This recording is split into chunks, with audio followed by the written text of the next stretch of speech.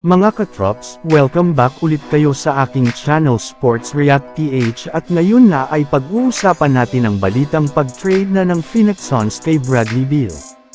Pag-uusapan na rin nga natin ngayon dito sa ating panibagong video sa inilabas na latest update sa pagkuha ng Los Angeles Lakers kay Jonas Valanciunas.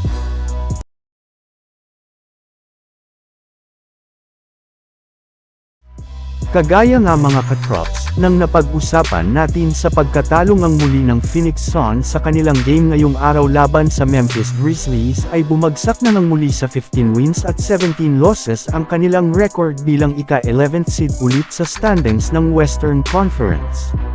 Bukod rin dyan ay nagkaroon na rin naman nga sila ngayon ng isa na namang malaking problema matapos magtamo ng injury sa balakang si Bradley Beal na siyang dahilan bakit maaga itong umalis sa kanilang game laban sa Grizzlies.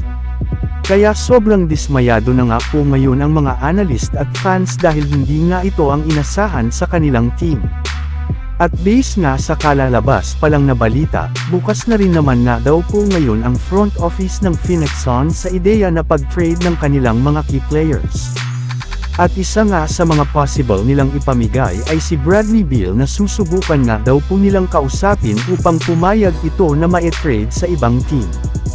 Alam naman nga po ninyo na meron nga itong trade clause sa kanyang kontrata na nangangahulugan na siya nga ang may hawak ng huling desisyon kung lilipat siya ng ibang kupunan o hindi.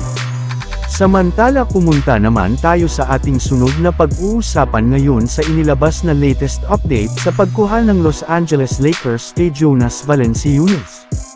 Dahil nga mga katrops, sa pagkatalo ng Lakers kahapon ay mas ilinaw na nga po ngayon na kailangan na nilang kumuha ng isang bagong center na tutulong kay Anthony Davis.